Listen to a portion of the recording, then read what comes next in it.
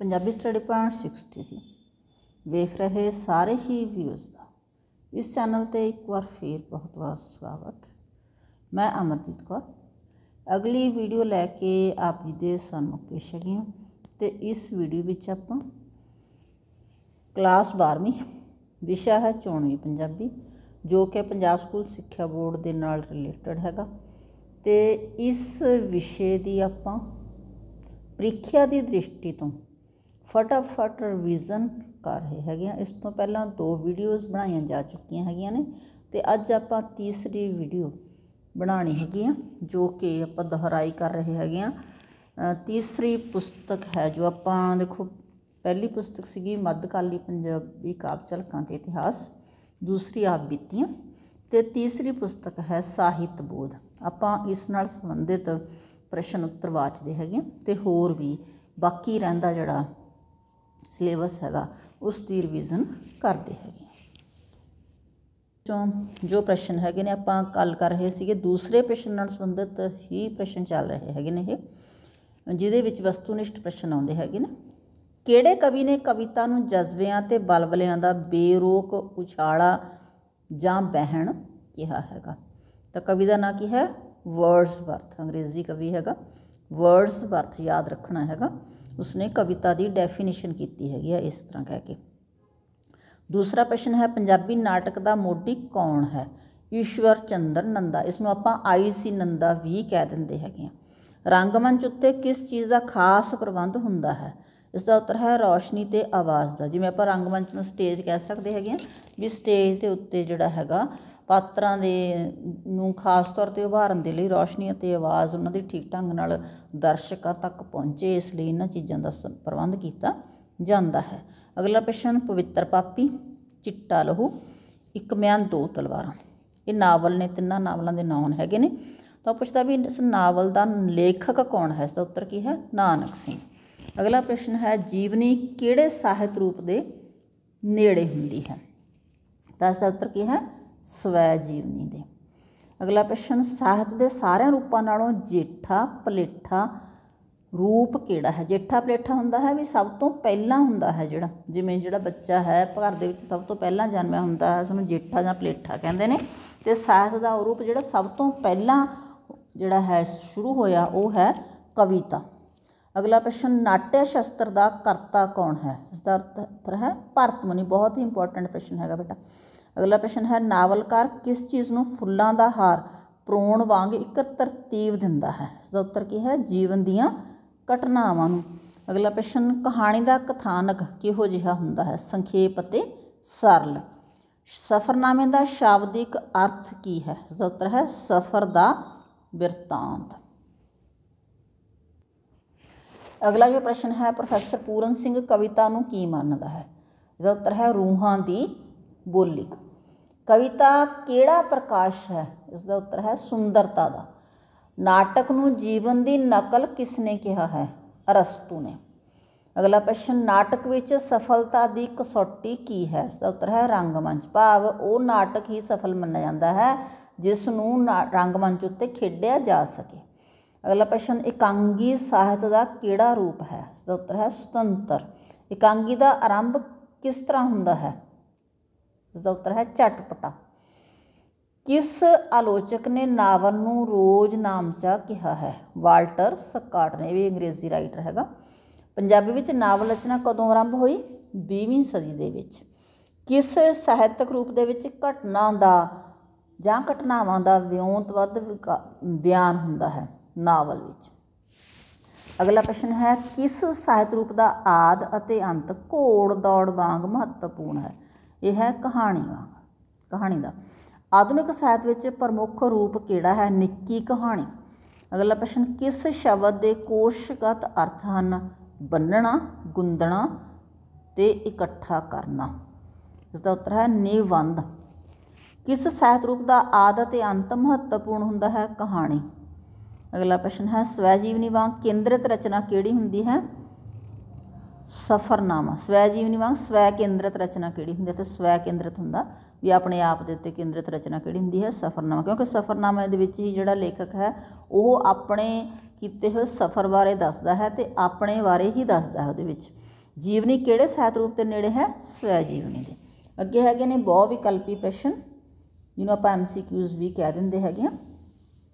ਤਾਂ ਉਹ ਹੈਗੇ ਨੇ, ਪਹਿਲਾ ਹੈ ਅਵਚਲੀ ਜੋਤ, ਐਮਰਸਨ ਦੇ ਲੇਖਾਂ ਦਾ ਅਨੁਵਾਦ ਕਿਸ ਦੀ ਰਚਨਾ ਹੈ?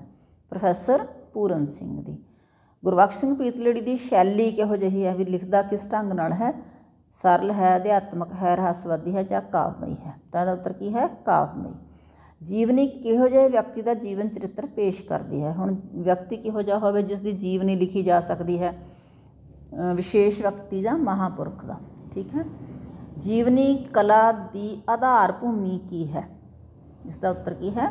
ਯਾਦਾਂ। ਅਗਲਾ ਪ੍ਰਸ਼ਨ ਹੈ, ਕਿਹੜੀ ਸਾਹਿਤਕ ਰਚਨਾ ਵਿੱਚ ਆਪਣੇ ਵੱਲੋਂ ਭੋਗੇ ਅਤੇ ਹੰਢਾਏ ਪਲਾਂ ਦੀ ਪੁਨਰ ਉਸਾਰੀ ਹੁੰਦੀ ਹੈ? ਇਸ ਦਾ ਉੱਤਰ ਕੀ ਹੈ? ਸਵੈ ਜੀਵਨੀ। ਅਗਲਾ ਪ੍ਰਸ਼ਨ, ਕਿਹੜੀ ਸਾਹਿਤਕ ਰਚਨਾ ਵਿੱਚ ਲੇਖਕ ਵੱਲੋਂ ਆਪਣਾ ਜੀਵਨ ਬਿਉਰਾ ਆਪ ਲਿਖਿਆ ਜਾਂਦਾ ਹੈ? ਇਸ ਦਾ ਉੱਤਰ ਕੀ ਹੈ? ਸਵੈ ਜੀਵਨੀ। ਸਫ਼ਰਨਾਮਾ ਮਨੁੱਖ ਦੀ ਕਿਹੜੀ ਪ੍ਰਵਿਰਤੀ ਦੀ ਪੈਦਾਵਾਰ ਹੈ? ਹੁਣ ਸਫ਼ਰਨਾਮਾ ਕੌਣ ਕਰਦਾ ਹੈ? ਉਹ ਬੰਦਾ ਜਿਹੜਾ ਘੁੰਮਦਾ ਫਿਰਦਾ ਹੈ। ਤਾਂ ਭਾਵ ਕੀ ਹੈ? ਘੁਮੱਕੜ ਜਾਂ ਸੈਰ ਸਪਾਟਾ ਜਿਹੜਾ ਕਰਨ ਵਾਲੇ ਲੋਕ ਹੀ ਸਫ਼ਰਨਾਮਾ ਲਿਖ ਸਕਦੇ ਹੈਗੇ ਨੇ। ਅਗਲਾ ਜੋ ਪ੍ਰਸ਼ਨ ਹੈ, ਸਹੀ ਜਾਂ ਗਲਤ, ਆਪਾਂ ਆਪਸ਼ਨਸ ਦੇਣੀਆਂ ਹੈਗੀਆਂ, ਸੈਂਟੈਂਸ ਨੇ। ਪੰਜਾਬੀ ਵਿੱਚ ਲਲਿਤ ਨਿਬੰਧ ਕੁਲਵੀਰ ਸਿੰਘ ਕਾਂਗ ਨੇ ਨਹੀਂ ਲਿਖੇ ਹਨ। ਉਹ ਕਹਿੰਦਾ ਨਹੀਂ ਲਿਖੇ ਹਨ। ਤਾਂ ਇਹ ਲਾਈਨ ਗਲਤ ਹੈਗੀ, ਕਿਉਂਕਿ ਕੁਲਵੀਰ ਸਿੰਘ ਕਾਂਗ ਨੇ ਬਹੁਤ ਸਾਰੇ ਨਿਬੰਧ ਲਿਖੇ ਹੈਗੇ ਨੇ। ਜੀਵਨੀ ਸਵੈ ਜੀਵਨੀ ਸਾਹਿਤ ਰੂਪ ਦੇ ਨੇੜੇ ਹੈ, ਇਹ ਲਾਈਨ ਠੀਕ ਹੈਗੀ ਆ। ਜੀਵਨੀ ਨੂੰ ਪਰਜੀਵੀ ਕਲਾ ਮਾਰਕ ਟਵੇਨ ਵਿਦਵਾਨ ਨੇ ਕਿਹਾ ਹੈ, ਇਹ ਠੀਕ ਹੈਗਾ। ਵੀ ਮਾਰਕ ਟਵੇਨ ਹੈ ਜੋ ਵਿਦਵਾਨ ਹੈ, ਜੋ ਉਸਨੇ ਜਿਹੜਾ ਕਿਹਾ ਵੀ ਜੀਵਨੀ ਨੂੰ ਇੱਕ ਪਰਜੀਵੀ ਕਲਾ ਮੰਨਿਆ ਹੈ, ਤਾਂ ਇਹ ਲਾਈਨ ਠੀਕ ਹੈ। ਜੀਵਨੀ ਘਟਨਾਵਾਂ ਦੀ ਬਿਆਨਬਾਜ਼ੀ ਹੁੰਦੀ ਹੈ, ਤਾਂ ਇਹ ਲਾਈਨ ਗਲਤ ਹੈਗੀ ਆ। ਅੱਗੇ ਹੈ, ਸਵੈ ਜੀਵਨੀ ਦਾ ਅਸਲ ਮਨੋਰਥ ਸੱਚ ਨੂੰ ਪੇਸ਼ ਕਰਨਾ ਹੁੰਦਾ ਹੈ, ਇਹ ਲਾਈਨ ਸਹੀ ਹੈਗੀ ਆ। ਸਵੈ ਜੀਵਨੀ ਵਿੱਚ ਅਨੁਭਵ ਦੀ ਵੰਨ ਸੁਵੰਨਤਾ ਪੇਸ਼ ਨਹੀਂ ਹੁੰਦੀ, ਇਹ ਗਲਤ ਹੈ, ਕਿਉਂਕਿ ਅਨੁਭਵ ਦੀ ਵੰਨ ਸੁਵੰਨਤਾ ਹੀ ਪੇਸ਼ ਹੁੰਦੀ ਹੈ ਇਹਦੇ ਵਿੱਚ। ਅੱਗੇ ਹੈ, ਸਫ਼ਰਨਾਮੇ ਦਾ ਨਾਇਕ ਲੇਖਕ ਆਪ ਨਹੀਂ ਹੁੰਦਾ, ਇਹ ਵੀ ਗਲਤ ਹੈ, ਕਿਉਂਕਿ ਸਫ਼ਰਨਾਮਾ ਲੇਖਕ ਆਪਣੇ ਬਾਰੇ ਹੀ ਆਪ ਸਫ਼ਰਨਾਮਾ ਜੋ ਯਾਤਰਾ ਕਰਦਾ ਹੈ ਉਹਦੇ ਬਾਰੇ ਆਪ ਹੀ ਲਿਖਦਾ ਹੈ, ਤਾਂ ਇਹ ਲਾਈਨ ਗਲਤ ਹੈਗੀ ਹੈ। ਪੰਜਾਬੀ ਵਿੱਚ ਸਫ਼ਰਨਾਮੇ ਦਾ ਮੁੱਢ ਲਾਲ ਸਿੰਘ ਕਮਲਾ ਅਕਾਲੀ ਦੀ ਰਚਨਾ ਦੇ ਨਾਲ ਵੱਜਿਆ, ਇਹ ਲਾਈਨ ਠੀਕ ਹੈਗੀ ਹੈ। ਅੱਗੇ ਹੈਗੀਆਂ ਨੇ ਖਾਲੀ ਥਾਵਾਂ ਭਰੋ।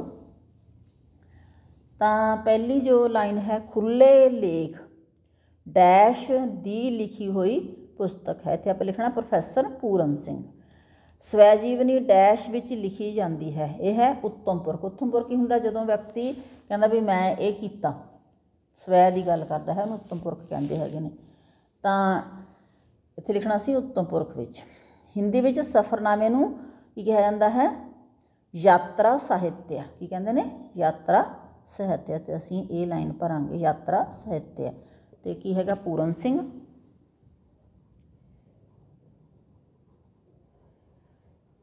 ਠੀਕ ਹੈ। ਤਾਂ ਕੀ ਹੈ? ਉੱਤਮ ਪੁਰਖ, ਜਿਹਨੂੰ ਆਪਾਂ ਫਸਟ ਪਰਸਨ ਵੀ ਕਹਿੰਦੇ ਹੈਗੇ ਆ। ਤਾਂ ਇਹਦੇ ਵਿੱਚ ਕੀ ਹੈ? ਯਾਤਰਾ ਸਾਹਿਤਯ।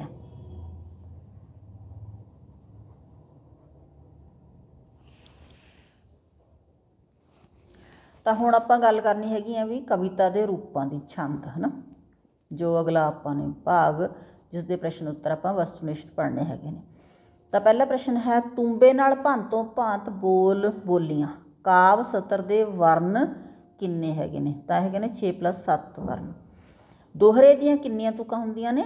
2 ਤੁਕਾਂ। ਜਿਵੇਂ ਦੋ ਹਰੇ, ਦੋ ਹਰਾ ਮਤਲਬ 2, ਤਾਂ ਮਤਲਬ ਕਿ 2 ਤੁਕਾਂ। 8 + 8 + 8 + 8 ਜਾਂ 7 ਬਰਾਬਰ 32 ਜਾਂ 31 ਵਰਨਾਂ ਅਤੇ 4 ਤੁਕਾਂ ਵਾਲਾ ਛੰਦ ਕਿਸ ਨੂੰ ਕਹਿੰਦੇ ਨੇ? ਇਹ ਹੈ ਕਵਿਤ ਨੂੰ। ਵੀਰਾ ਮੇਰਾ ਬੜਾ ਦਲੇਰ ਤੁਕ ਦੀ ਰਚਨਾ ਕਿਹੜੇ ਛੰਦ ਵਿੱਚ ਹੋਈ ਹੈ? ਚੌਪਈ ਦੇ ਵਿੱਚ। ਬੈਂਤ ਛੰਦ ਕਿੰਨੀਆਂ ਤੁਕਾਂ ਦੇ ਹੁੰਦੇ ਨੇ? 2 ਤੁਕੇ ਵੀ ਹੁੰਦੇ ਨੇ, 4 ਤੁਕੇ ਵੀ ਹੁੰਦੇ ਨੇ, ਅਤੇ ਬਹੁਤ ਤੁਕੇ ਵੀ ਹੁੰਦੇ ਨੇ। ਦੋਹਰਾ ਕਿਸ ਸ਼੍ਰੇਣੀ ਦਾ ਛੰਦ ਹੈ? ਮਾਤ੍ਰਿਕ ਦਾ। ਮਾਤ੍ਰਿਕ ਮਤਲਬ ਮਾਤਰਾਵਾਂ ਗਿਣੀਆਂ ਜਾਂਦੀਆਂ ਉਹਦੇ ਵਿੱਚ। ਕੋਰੜਾ ਦੀਆਂ ਕਿੰਨੀਆਂ ਤੁਕਾਂ ਹੁੰਦੀਆਂ ਨੇ? 4 ਜਾਂ ਇਸ ਤੋਂ ਵੱਧ। ਕਵਿਤ ਦੀ ਕਿਹੜੀ ਤੁਕ ਦੇ ਤੁਕਾਂਤ ਮਿਲਦੇ ਨੇ? 4 ਤੁਕਾਂ ਦੀ। ਦਵਈਆ ਕਿੰਨੀਆਂ ਤੁਕਾਂ ਦਾ ਹੁੰਦਾ ਹੈ? 4 ਤੁਕਾਂ ਦਾ। ਛੰਦ ਸੂਤਰ ਨੂੰ ਪਿੰਗਲ ਕਿਉਂ ਕਿਹਾ ਜਾਂਦਾ ਹੈ? ਪਿੰਗਲ ਰਿਸ਼ੀ ਦੀ ਰਚਨਾ ਹੋਣ ਕਰਕੇ। ਛੰਦ ਸੂਤਰ ਦਾ ਦੂਜਾ ਨਾਂ ਕੀ ਹੈ? ਪਿੰਗਲ। ਠੀਕ ਹੈ। ਅਗਲਾ ਹੈ ਲਘੂ ਵਰਨ ਕੀ ਹੁੰਦਾ ਹੈ? ਜਿਸ ਅੱਖਰ ਵਰਨ ਦੇ ਨਾਲ ਕੋਈ ਲਾਗ ਨਾ ਲੱਗੀ ਹੋਏ ਅਸੀਂ ਉਸ ਨੂੰ ਲਘੂ ਵਰਨ ਕਹਿੰਦੇ ਹੈਗੇ ਆ। ਗੁਰੂ ਵਰਨ ਕੀ ਹੁੰਦਾ ਹੈ? ਜਿਸ ਅੱਖਰ ਦੇ ਨਾਲ ਕੋਈ ਲਾਗ ਲੱਗੀ ਹੋਈ ਹੋਵੇ ਉਸ ਨੂੰ ਗੁਰੂ ਵਰਨ ਕਹਿੰਦੇ ਹੈਗੇ ਨੇ। ਜਿਨ੍ਹਾਂ ਛੰਦਾਂ ਵਿੱਚ ਤੁਕ ਦੇ ਵਰਣਾਂ ਅੱਖਰਾਂ ਦੀ ਗਿਣਤੀ ਹੋਵੇ ਉਹ ਕਿਹੜੇ ਛੰਦ ਹੁੰਦੇ ਨੇ? ਵਰਣਿਕ ਛੰਦ।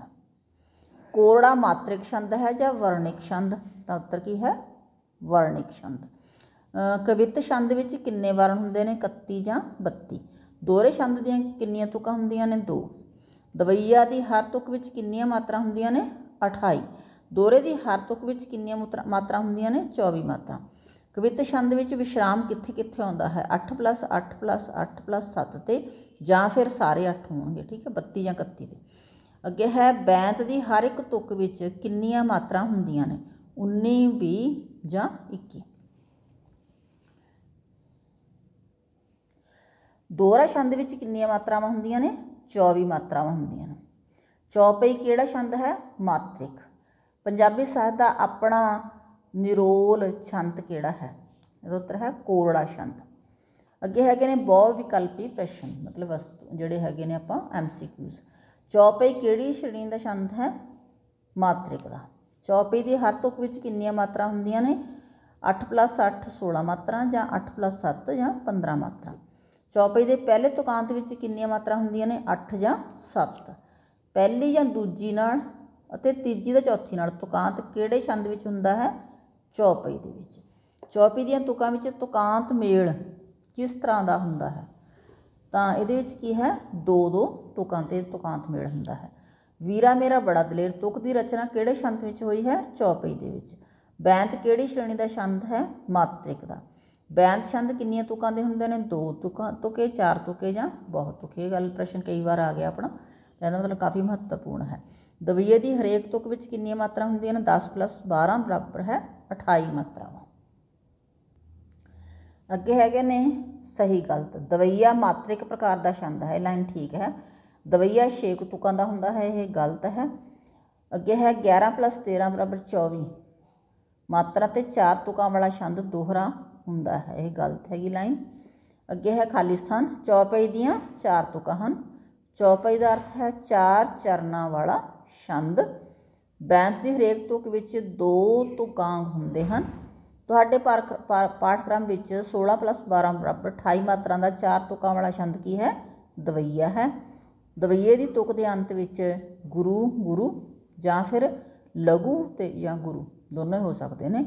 ਮਤਲਬ ਗੁਰੂ ਗੁਰੂ ਵੀ ਹੋ ਸਕਦਾ ਹੈ ਜਾਂ ਫਿਰ ਲਘੂ ਗੁਰੂ ਵੀ ਹੋ ਸਕਦਾ ਹੈਗਾ। ਤਾਂ ਇਹ ਤਾਂ ਸੀਗੇ ਆਪਣੇ ਛੰਦ ਨਾਲ ਸੰਬੰਧਿਤ ਵਸਤੂਨਿਸ਼ਟ ਪ੍ਰਸ਼ਨ। ਹੁਣ ਆਪਾਂ ਸ਼ੁਰੂ ਕਰ ਰਹੇ ਹਾਂ ਅਲੰਕਾਰ ਦੇ ਨਾਲ ਸੰਬੰਧਿਤ ਪ੍ਰਸ਼ਨ ਉੱਤਰ। ਸਭ ਤੋਂ ਵੱਧ ਪ੍ਰਸਿੱਧ ਅਲੰਕਾਰ ਕਿਹੜਾ ਹੈ? ਉਪਮਾ ਅਲੰਕਾਰ। ਅਗਲੇ ਹੈ ਪ੍ਰਸ਼ਨ ਬੱਗ ਬੱਗ ਬੱਗ ਬੋਲੇ ਸ਼ੇਰ ਗੱਜਦਾ ਵਿੱਚ ਅਲੰਕਾਰ ਕਿਹੜਾ ਹੈ? ਰੂਪਕ ਅਤੇ ਅਨੁਪ੍ਰਾਸ। ਭਰੀਏ ਹੱਥ ਪੈਰ ਤਨ ਦੇਹ ਪਾਣੀ ਧੋਤੈ ਉਤਰ ਸਖੇਹ। ਪੁਰਤਕ ਤੁਕਾਂ ਵਿੱਚ ਕਿਹੜਾ ਅਲੰਕਾਰ ਹੈ? ਦ੍ਰਿਸ਼ਟਾਂਤ। ਕਿਹੜੇ ਅਲੰਕਾਰ ਦਾ ਮੰਤਵ ਇੱਕ ਚਮਤਕਾਰ ਪੈਦਾ ਕਰਨਾ ਹੁੰਦਾ ਹੈ? ਇਸ ਦਾ ਉੱਤਰ ਕੀ ਹੈ? ਅਤ ਕਥਨੀ।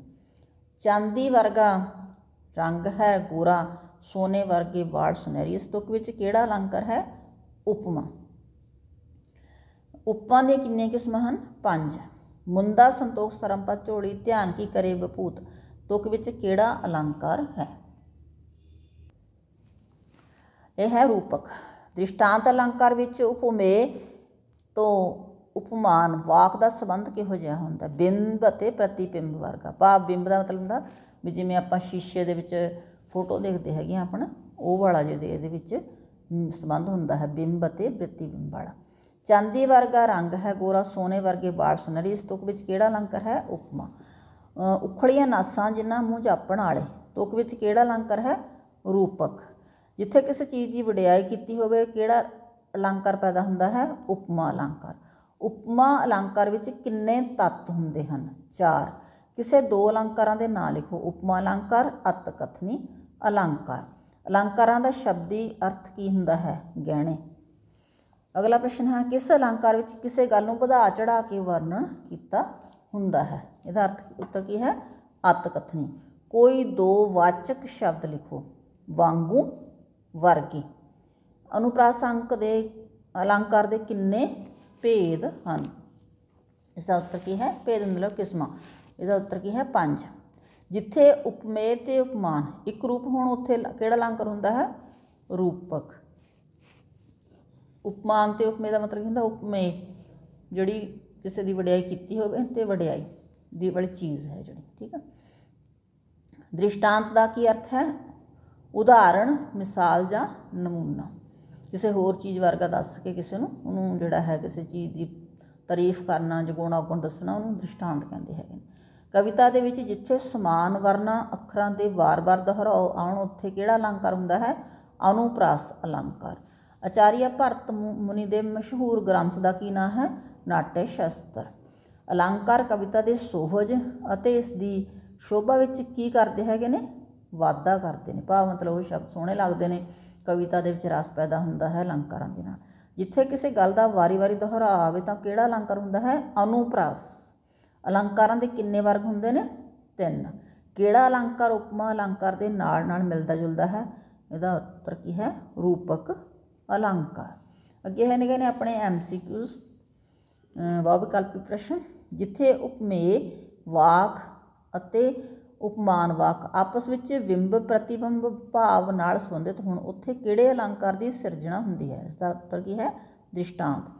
किहड़े अलंकार का मंतव एक चमत्कार पैदा करना हुंदा है? तो इसका उत्तर की है? अतकथनी अलंकार। हेठ लिखिया तुकां विच किहड़ा अलंकार है? हुसन उसदा मैं की आखां तक्कण नाल पैंदियां लासां। तां किहड़ा अलंकार है? अत कथनी अलंकार। सही गलत दसना। उपमा अलंकार है, तो यह उत्तर की है? सही। खाली थां भरनी हैगी। दृष्टांत अलंकार विच उपमेय ते उपमान वाक का संखेप बिंब ते डैश वाला भाव हुंदा है। बिंब ते प्रतिबिंब वाला भाव हुंदा है। अगे है असीं लिखना है इत्थे प्रतिबिंब। अत ते कथनी के अर्थ हैं ਵਧਾ ਚੜਾ ਕੇ ਕਹਿਣਾ। ਅੱਗੇ ਪ੍ਰਸ਼ਨ ਹੈਗੇ ਨੇ ਆਪਾਂ ਅਗਲੇ ਭਾਗ ਦੇ ਵਿੱਚੋਂ ਸਾਹਿਤ ਬੋਧ ਵਿੱਚੋਂ ਰਸ, ਠੀਕ ਹੈ। ਤਾਂ ਰਸਾਂ ਦੇ ਨਾਲ ਸੰਬੰਧਿਤ ਆਪਾਂ ਪ੍ਰਸ਼ਨ ਉੱਤਰ ਪੜ੍ਹਨੇ ਹੈਗੇ ਨੇ। ਪਹਿਲੇ ਹੈਗੇ ਨੇ 1-1 ਨੰਬਰ ਦੇ ਪ੍ਰਸ਼ਨ ਉੱਤਰ। ਰਸ ਦੀ ਬੁਨਿਆਦ ਕਿਹੜੇ ਨੇ? ਸਥਾਈ ਭਾਵ। ਕ੍ਰੋਧ ਵਿੱਚ ਮਨੁੱਖ ਦਾ ਵਿਵੇਕ ਹੁੰਦਾ ਹੈ। ਵਿਵੇਕ ਜਿਹੜਾ ਹੈ ਭਾਵ ਉਹਦੀ ਸੋਚਣ ਸ਼ਕਤੀ ਦੀ ਸਮਰੱਥਾ ਹੁੰਦੀ ਹੈ। ਕੀ ਹੁੰਦਾ ਹੈ? ਸੁੰਨ ਹੋ ਜਾਂਦਾ ਕ੍ਰੋਧ ਦੇ ਵਿੱਚ, ਫਿਰ ਉਹਨੂੰ ਸੋਚ ਸਮਝਦਾ ਨਹੀਂ ਆਉਂਦੀ, ਗੁੱਸਾ ਹੀ ਆਉਂਦਾ ਬਸ, ਠੀਕ ਹੈ। ਚੰਡੀ ਦੀ ਵਾਰ ਵਿੱਚ ਕਿਹੜਾ ਰਸ ਪ੍ਰਧਾਨ ਹੈ? ਵੀਰ ਰਸ। ਸ਼ਾਹ ਮੁਹੰਮਦ ਦੇ ਜੰਗਨਾਮੇ ਵਿੱਚ ਕਿਹੜਾ ਰਸ ਪ੍ਰਗਟ ਹੁੰਦਾ ਹੈ? ਵੀਰ ਰਸ। ਹੁਣ ਜੰਗਨਾਮਾ ਕੋਈ ਹੋਵੇ, ਚਾਹੇ ਵਾਰ ਹੋਵੇ ਚਾਹੇ ਜੰਗਨਾਮਾ ਹੋਵੇ, ਉਹਦੇ ਵਿੱਚ ਵੀਰ ਰਸ ਹੀ ਹੁੰਦਾ ਹੈ। ਪੰਜਾਬੀ ਵਿੱਚ ਰਸਾਂ ਦਾ ਰਾਜਾ ਕਿਹੜਾ ਹੈ? ਸ਼ਿੰਗਾਰ ਰਸ। ਵਿਭਾਵ ਦੀਆਂ ਕਿਸਮਾਂ ਦੇ ਨਾਮ ਲਿਖੋ। ਅਲੰਬਨ ਤੇ ਉਦੀਪਨ। ਸਥਾਈ ਭਾਵ ਜਾਗਣ ਤੋਂ ਪਿੱਛੋਂ ਦੀਆਂ ਵਿਭਿੰਨ ਚੇਸ਼ਟਾਵਾਂ ਨੂੰ ਕੀ ਕਹਿੰਦੇ ਨੇ? ਅਨੁਭਾਵ।